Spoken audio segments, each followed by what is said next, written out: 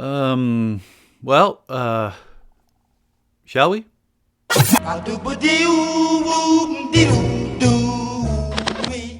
Hey there, it's Teddy coming to you from down in my record room.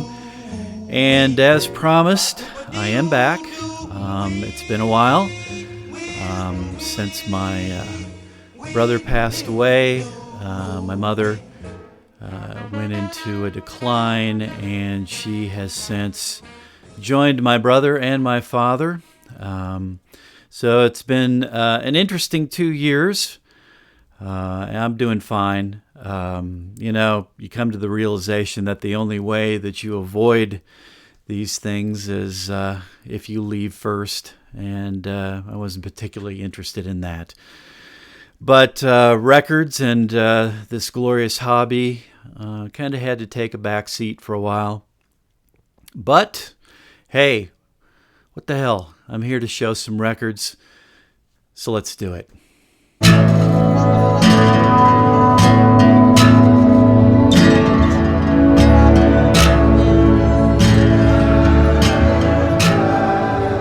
what I'd like to begin with is something I feel is a pretty amazing work of art from a percussionist and composer from Milwaukee, Wisconsin, named John Mueller. Mueller's concept is called Death Blues, and what that is, it's a multidisciplinary endeavor that encapsulates music, writing, visual art, live performance, and at its core, Death Blues is about death being a part of life, and how can death reflect back on our day-to-day lives. This is an impressive package. It's actually a bound book that the album comes with pages of writings from folks that Mueller commissioned. Authors, poets, artists discussing very resonant moments in their lives. Now, musically, Death Blues doesn't particularly, don't think of it as traditional blues. It's not. But the core foundational sound of Death Blues is like hammers hitting the strings of an acoustic guitar. Very evocative, very compelling sound. And from that, these compositions are built. Generally simplistic, rhythmic, meditative type compositions.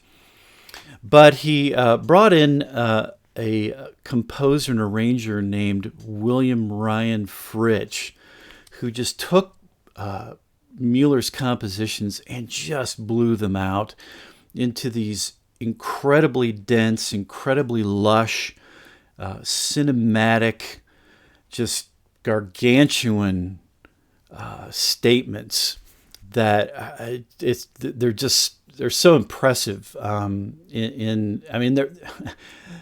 There are times that it feels that some of these songs will collapse under their own weight. They're just so thick, but they never do. The best way I could describe this is it's like Death Blues would be, like the house band at the Fertile Crescent, if that makes any sense.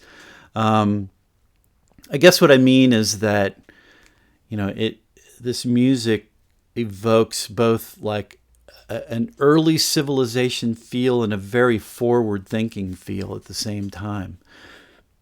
Of course, lots of percussion. There's choral elements. There are like Chinese string instruments involved. It's beyond a world music feel. It's its own thing, and I'm very impressed with what Mueller has been up to with this. This took like 2 years to put together. It's on his own label called Rhythmplex, and I forgot to mention the name of this album is called Ensemble, so it's Death Blues Ensemble. Man, I really applaud Mueller. Just really impressive, very deep, both internally and externally. I can't recommend it highly enough. I don't think there are many of these around, so I would check it out. Rhythmplex Records, John Mueller, Death Blues Ensemble. Just fantastic. Written to the new age, carpet us to paradise, God's paradise. Well, I was pleasantly surprised, to say the least, to find this beauty out in the wild and in such impeccable shape. It's from the tenor man Czar Lawrence. It's his first solo album called Bridge into the New Age, and it's from 1974 on the Prestige label. It's a little bit of an oddball for Prestige that, had a tendency to lean a little bit more towards hard bop material. And this is quintessentially mid-1970s spiritual Afrocentric material. Czar Lawrence, who'd come up through playing with McCoy Tyner and some incredible recordings on his milestone run, like Enlightenment and Atlantis. Also played with Miles Davis on the Dark Magus LP. So very experienced at such a young, tender age, all of 21 when he recorded this. A couple different groups from a couple different sessions, just amazing players. Of course, you have Gene Carn vocally, Woody Shaw, amazing trumpet player, Billy Hart, Guillermo Franco, who was in those Tyner groups. Another group, Julian Priester on trombone, Joe Bonner on piano, who just passed away recently, Mtume, and an alto sax player named Black Arthur, who later would be known by his given name, Arthur Blythe. Amazing duet where they really, go after each other, in a friendly way, but the results are just impressive as hell. As I said, this is that spiritual Afrocentric vibe.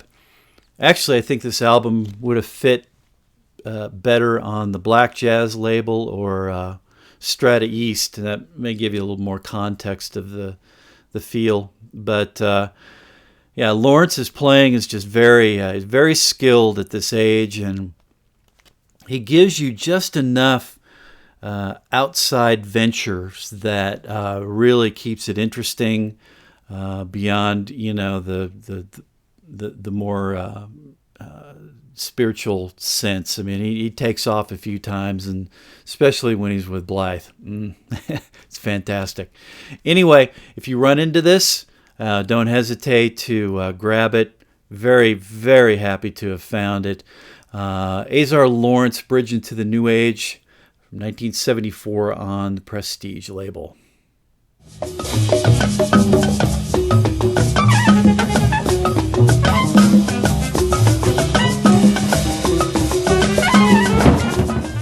Well, continuing to hang out in the early to mid-70s neighborhood, getting back into Geechee Recollections by the great Marion Brown. This is a 1973 Impulse release, gatefold, cool photos of the musicians and writing. This is Marion Brown's first U.S. recording in a number of years. Of course, he'd been on the ESP disc label and an earlier Impulse recording called 3 for Shep. But then took off for Europe, hung out there like a number of musicians did in the late 60s, early 70s, but returned to record this, which really kind of fits an early 70s vibe, that very cross-cultural vibe of however you want to put it, going back to the country or back to the roots. And here Marion Brown is revisiting his childhood in Georgia, rural Georgia, growing up. What I like about this album is it has a very relaxed sense to it. I mean, there's moments where it gets a little nutty, yeah, which I like. But in general, it has a relaxed feel. There's lots of percussion, so it plays both to this rural and to a back to Africa roots vibe, sort of equally. Very interesting that way. It's also very 70s centric in that there's a 9-minute cut that with spoken word poetry, where the musicians are, improvising behind. So it's a nice snapshot in time, I feel. Some great musicians on here. I mean, of course, besides Marion Brown on alto and flute, you've got Leo Smith, Wadada, Leo Smith on trumpet, fantastic. The great Steve McCall on drums. Juma Santos, one of a few percussionists on here. So I said there is a very percussive vibe. Also, at times, a little bit of a nod to the blues and country. And, of course, that, again, leads back to Africa. So he ties it all together, interestingly, in one package here that I find pretty compelling and fits my state of mind currently after all I've been through in the last couple of years of just kind of stripping it down, getting back to some basics. Not a bad idea. Anyway, Marion Brown, 1973, Geechee Recollections on Impulse.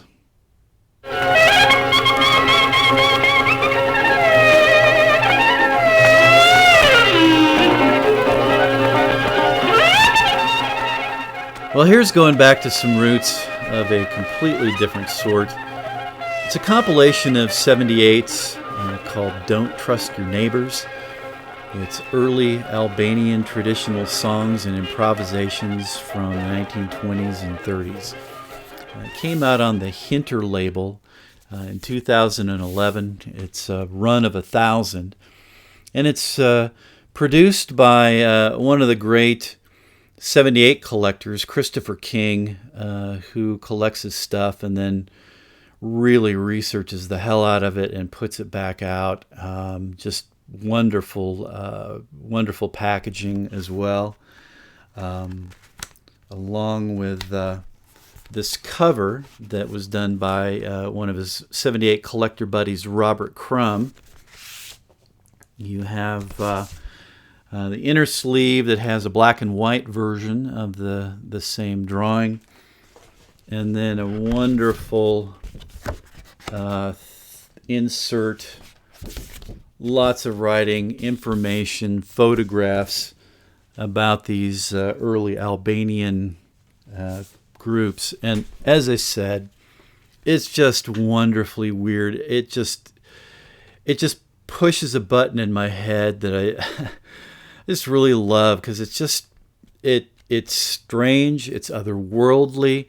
Of course, they're 78, so it's got that veil, that wonderful crackle and veil of the sound of 78s, which just immediately puts it in this other place and time that you know that you're not part of.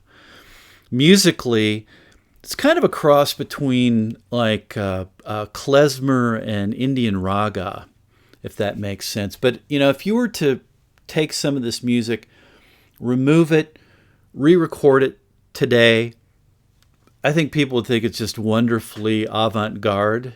And so that might give you just a hint of this. But it's just, yeah.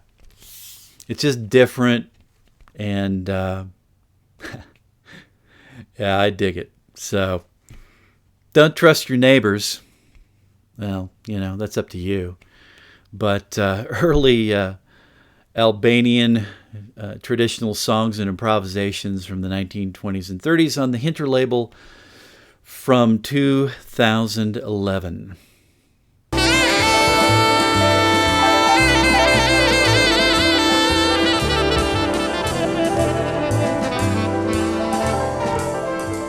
Well, staying in the world music-ish pocket, I've really been enjoying as of late this 1970 Flying Dutchman release from the tenor saxophonist Gato Barbieri called The Third World.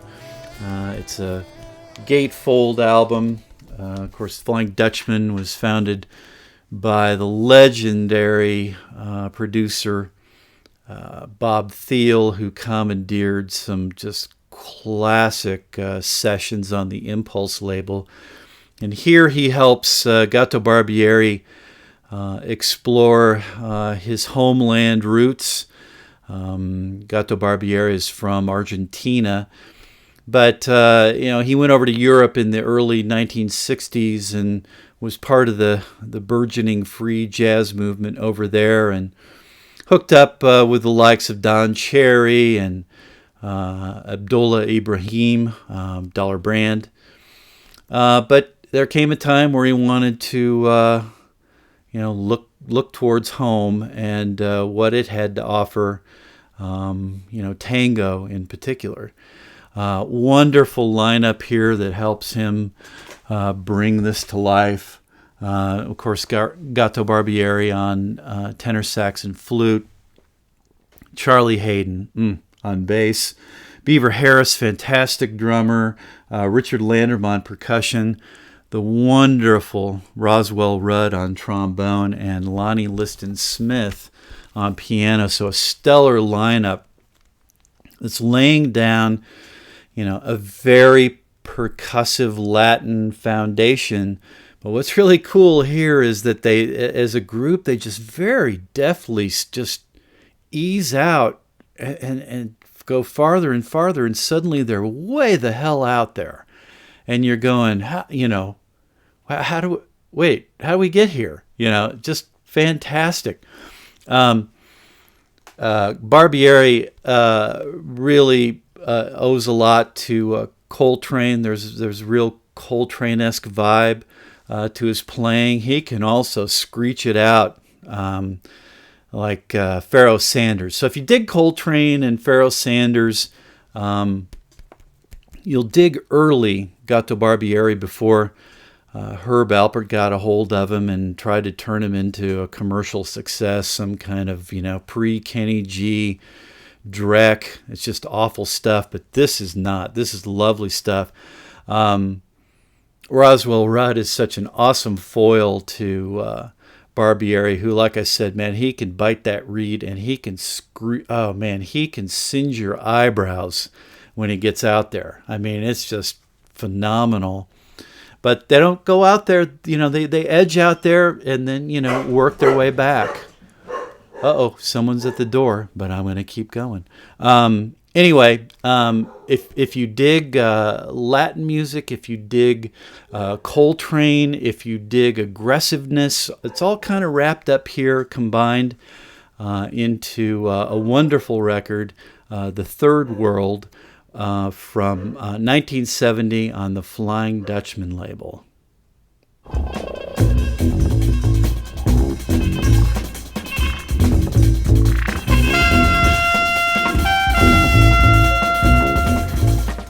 Well, this was a nice little find that I think a number of you would dig.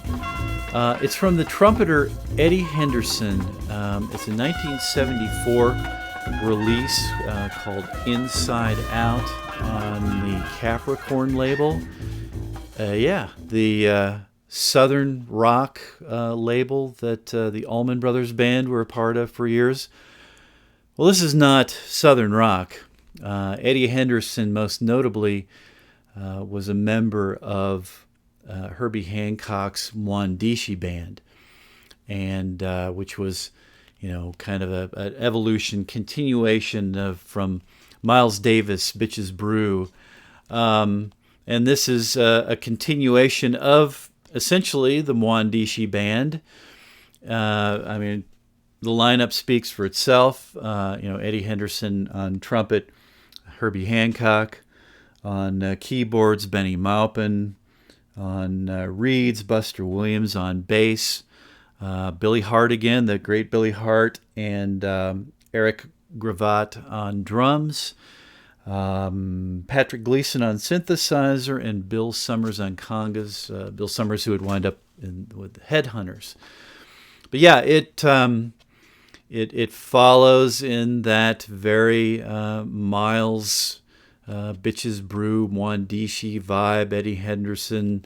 If there's a criticism, he does a damn good imitation of Miles Davis. So not exactly his own man, but very, very enjoyable nonetheless. And like I said, if you dig that Mwandishi band period, if you dig Bitches Brew, you will dig this. And it has been an enjoyable record. I have spun it more than once, which is saying something when you have as many records as we all have. Anyway, Inside Out, Eddie Henderson on the Capricorn label from 1974. Nice little find. Check it out. I think you'll dig it.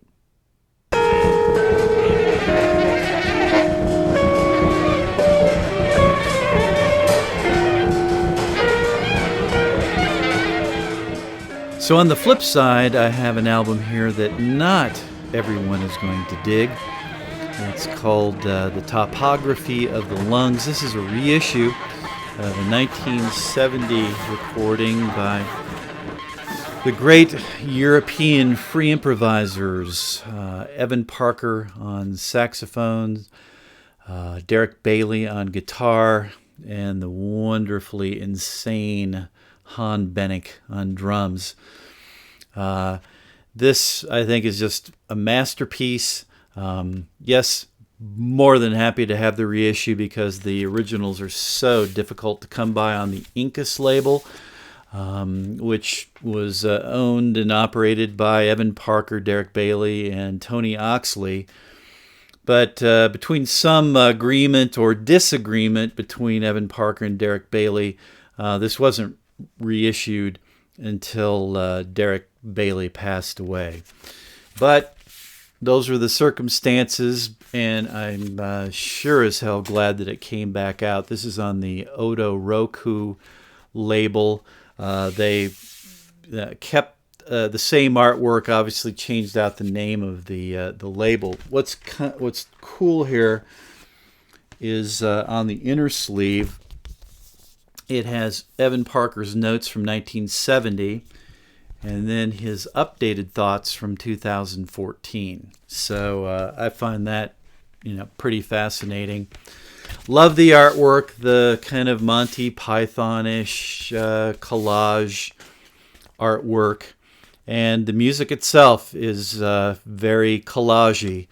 It's like a clanky, weird machine, sputtering, muttering, buzzing. It's just, it takes a certain head calibration to really, really get into this. Now, how I do it, the way I see this music is I find it to be very natural, naturalistic music. And in that, I mean that if you were to step outside, whether in the city or the country, close your eyes and just concentrate very deeply on every sound you hear. You're going to hear soft, loud, harsh. You're going to, and it's all coming at you at the same time. You're going to hear melodic. You're going to hear discordant things. And this is nature, the natural world coming at you. And I find a parallel to this, or any kind of improvisational thing that at first listen might be very difficult. But that's how I equate it. So I just let the music come to me. Sometimes it washes around me. Sometimes it just goes deeply into my head, and sometimes it's deeply into my soul. But I let it go whichever way it's going to happen. And I find it to be just a very, very rewarding experience. And this is one very rewarding record.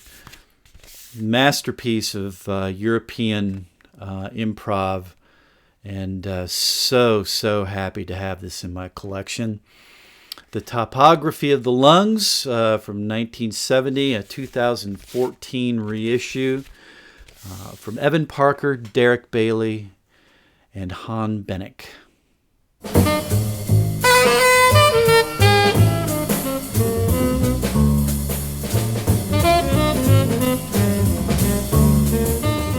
So I'd like to end with a really cool score from one of my all-time favorite artists, Ornette Coleman. This is a 1975 promo from Arista Freedom of the Great London Concert. It's a double album with some great notes on the backstory of this 1965 concert.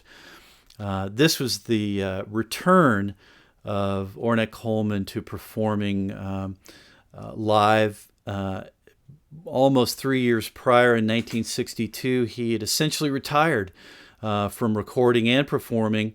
He felt that he wasn't adequately paid for either, and stepped away and practiced, but primarily on trumpet and violin.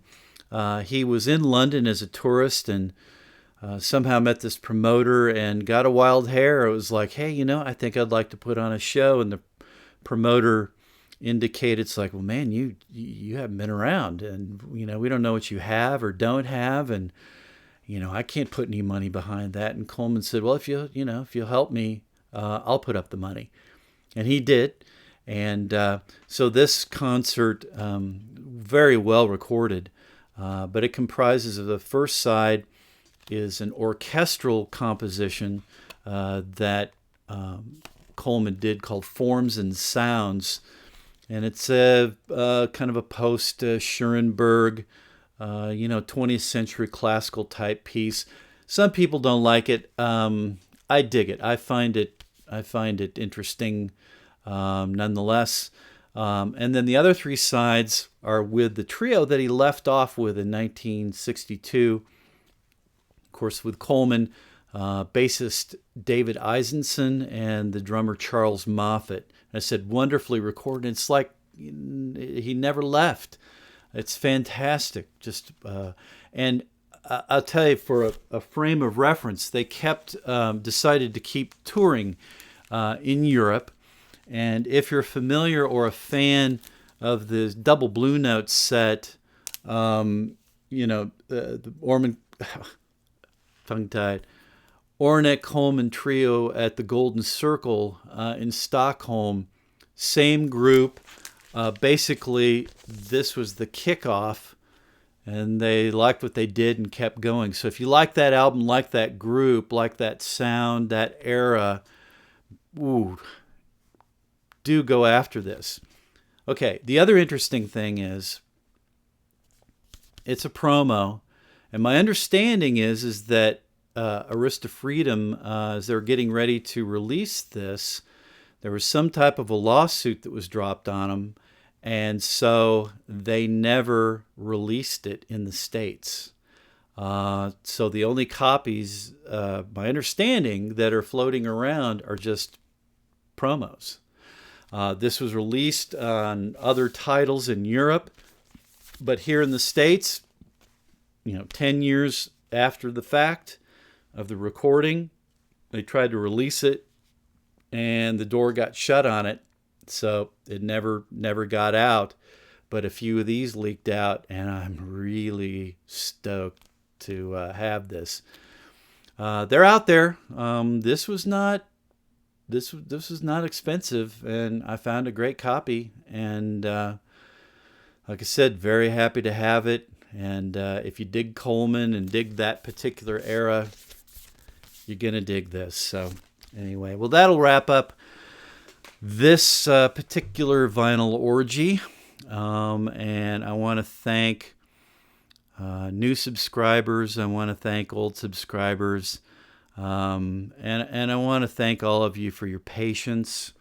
And I will try, now that things have calmed down a little bit, to be a little bit more active and to offer up a few more videos here and there.